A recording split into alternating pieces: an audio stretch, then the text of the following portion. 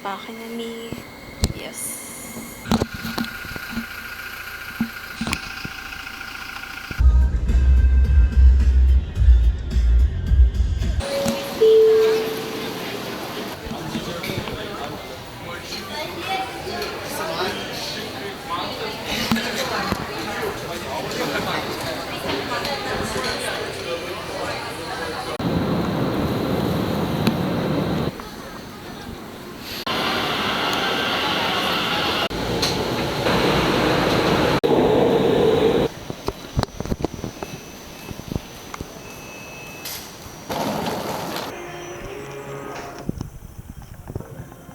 Orange green ilong ako.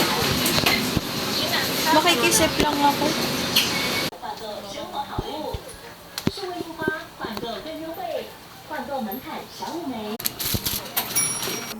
Alay?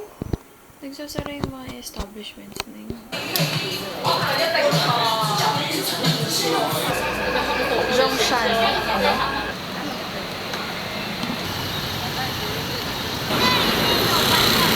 Galing nga ako bigla eh. Kasi, dar-dar.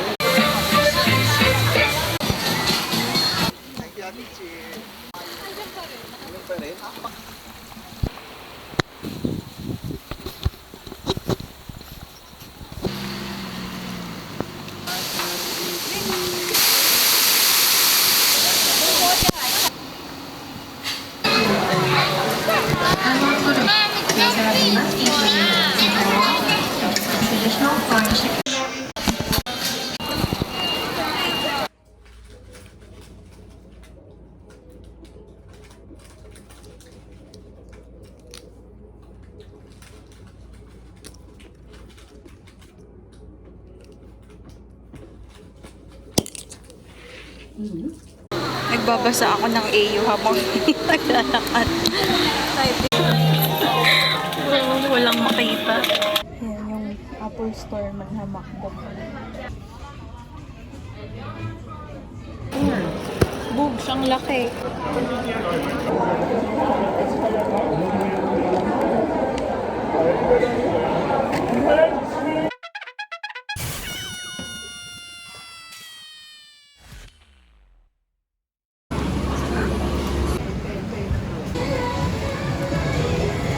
Hindi ba yun dito? Ah, Yung Poya? Banda. Ah, doon? Oo, yeah, banda. Ah, okay. Meron diyang anong mag... Ang sakit na ng paa ko.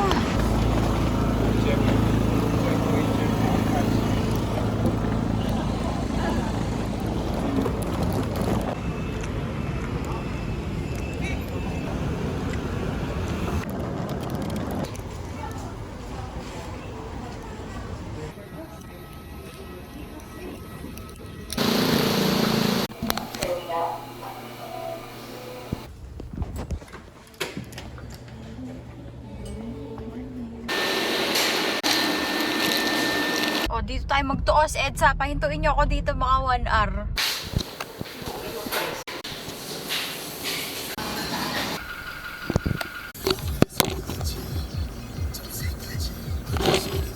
Hi, vlog. Pupunta ulit akong Makati. Sabi ko, punta akong Makati. Hindi kasi mami. Parang naka-art cafe pag maaga. Dala ko na yung iPad ko. Kasi kahapon, tagal ko naghihintay sa nanay ko, mga 1 oras. Tapos gusto ko na maglaro ng Gardenscapes. Kaso hindi ako kapaglaro kasi wala akong dalang iPad. Saka ayoko maglagay ng game sa phone kasi madidistract ako. Okay, ready to go. Okay.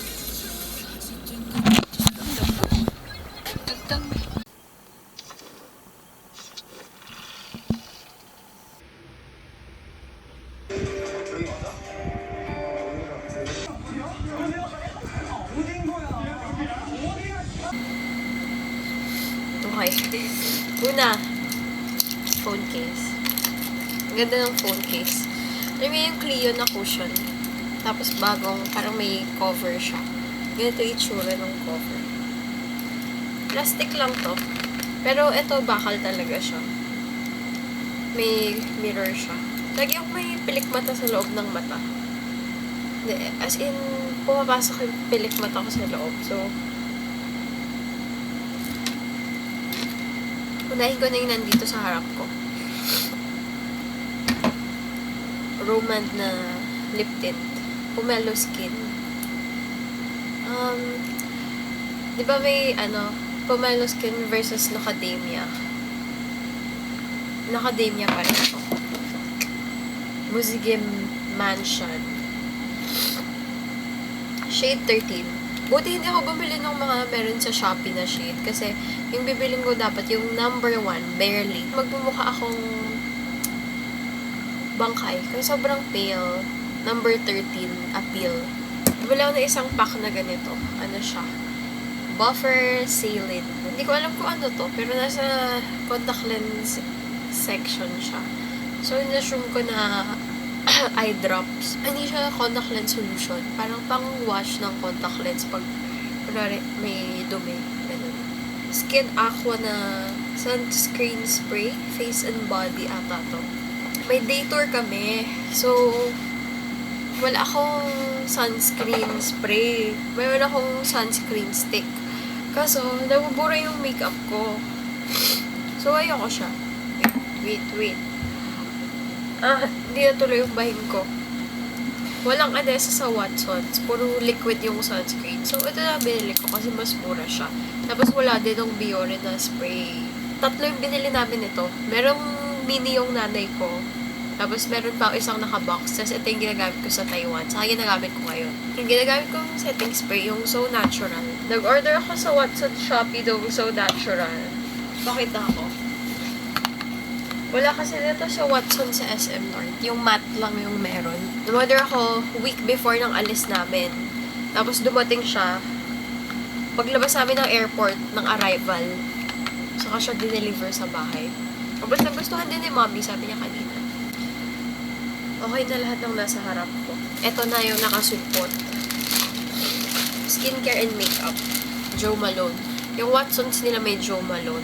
Tapos, mukha naman siyang legit kasi pareho naman yung amoy.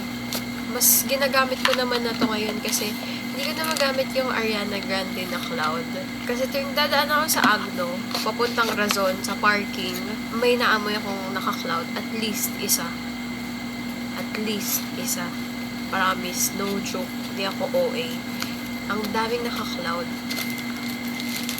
Number 2, ang mura ng CeraVe sa Taiwan, sa Watsons. Basta, ang conversion nito sa peso, naalala ko, 705 pesos. Pag binibili ko to dati sa Beauty Manila, parang magkano? Parang 1,000 plus. Gusto ko i-try mag-eyelid tape. Tapos, ito yung 3M.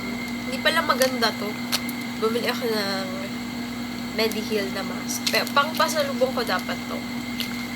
Pero, baka itabi ko na lang para sa akin. Kasi, bala kong ipasalubong na lang lahat sa bibigyan ko pasalubong. Is, eto. Yung binabida ko na sunscreen. Biore UV Aqua Rich na lotion. Yung mabibili mo sa Watsons, Aqua Rich Essence. Yung mas light to sa skin. Parang siyang may metal ball sa loob. Tapos basta ang ganda talaga nito. Sobrang gaan niya sa skin. Contact lens. 40 pieces na contact lens. Hindi ko pa natatry ito. Pero made in Taiwan din siya. Tapos ang cute ng color. Parang pink yung... sorry. Parang kulay yung nakuha ko. Bahala na. Tapos, Revia. Itong isa, yung regular lang. Tapos, itong isa, barrier. May ano siya, blue light, barrier. Masalubong, salubong. Tapos, Actis Mentholatum na patch. Ang daming ganito sa Taiwan. Kasi hindi pa ibang variant. Dito sa Pilipinas, isa lang eh. Pero palang English sa likod. Ganun din naman. Ang magkaiba ng size. Okay, anyway, basta ano to, hindi maganda to. Siya maganda. Huwag yung bumili. Payong. Umuulan sa Taiwan, so napabili kami ng payong. Pero okay lang, kasi maganda yung payong na nabili ko. maliit siya, like manipis. So, hindi siya masyadong nagte-take up ng space sa bag. Like ko na iwan yung payong ko sa bahay eh. So, Adidas Special Suede. Gusto ko talaga ng Samba. Kaso, ang dami nang nakasamba. Lalo na yung white. Tapos nakita ko to sa Adidas app before kami mag-Taiwan. Tapos 5.3 lang to. Sabi ko 5.3 lang. Kasi 12K na yung Samba sa Adidas website. Pero sa Taiwan, mas mura yung Samba as in 5,000. Less than, hindi ko sure kung 5.3 or 5.5 yung Samba sa Taiwan. Tapos ito mas mahal. Ng konting 100 pesos lang naman. Tapos wala kasi akong size dito sa Adidas app. May size ako dito sa Taiwan. May arch support siya. Kasi flat-footed ako eh. Yung Samba, flat lang talaga siya. Puta, parang kang naglalakad sa semento. Bumili ako ng sandals. Hirapan kami dito ng nanay ko. So, malamang nasasayang na sapatos sa amin. Kasi wala kaming sandals masyado. So, yung store nito, aesthetic yung store. So, napapasok kami sa loob. Saka yung endorser nila si Gia, si Frisia, sa Singles Inferno. Wala, basic lang na sandals. Ay, wait. Sa pangbuhok, mura yung Fino sa Taiwan. As in, yung Fino na hair treatment na Japanese. Yun. Yung mga bibigyan ko ng pasalubong, nag-allergy lang ako. Huwag kayo mag-alala. Okay, next. Kaya tamad na ako ilabas siya. Ito, local brand sa Taiwan. Ang ganda ng damit nila. Tapos, ang cute ng mga style. Tapos, ito isa. Parang siyang crop top. Oh.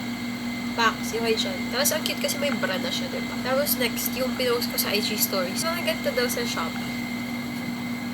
Parang kasi ang nipis nung sa Shopee. Tapos, nakita ko makapal to. Saka may lining siya sa loob. Actually, yun na yun lahat. Wait. Okay, on pa rin siya. Yun lang naman lahat. Pakita ko na lang din. Napadpad kami ng nanay ko sa power plant. Kasi, sinundo ko siya sa meeting. Tapos, walang traffic eh. Walang traffic eh kasi yung FIBA thing, whatever. Kasi yung FIBA. So, napadpad kami sa power plant ng nanay ko. Tapos naakad kami pumasok sa loob ng Aesop. Kasi ang bango. So, nakwento ko sa nanay ko na gusto ko bumili ng Aesop na hand soap. Kasi gusto ko siya ilagay sa kondo. Para may cute akong lalagyan ng hand soap. Tapos, re-refillan ko lang siya ng ordinaryong hand soap pag naubos. Pero gusto ko talaga amoy na to. Fun fact. Mga 2016, magamit na ako ng Aesop na hand bulb. Kasi nakita ko siya sa vlogger before. Uso pa yung mga vlogger nun eh. Tapos sabi ko, wow, I love the packaging. So, nung nag-Singapore kami, bumili din ako ng Aesop na hand bulb. Tapos ever since, bumibili ako sa reseller ng Aesop. Yung Reverence na hand bulb. Tapos pag ginagamit ko siya sa school, sinasabi ng mga klase ko, amoy simbahan daw. Walang taste. Anyway, yung grooming kit ko, may Aesop na hand bulb, diba? Ganong edad, maarte na ako. Ang bango niya. Sa, Zara, nag-check ako ng perfume kanina kasi yung Zara sa power plant, ang daming perfume. If interested kayo sa perfume ng Aesop na tacit, yung perfume na may New York, kami ng tacit sa Aesop. Basta amoy puno ko. So nice. Yun lang, nabili ko sa Taiwan, ang konti lang talaga. Yun lang. Ay, ibibida ko na din yung hoodie na dumating. 어쩜 봤냐고. 우리 쟤네가 우리 부식이라 했잖아.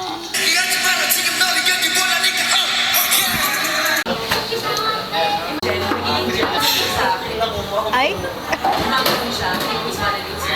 Wow.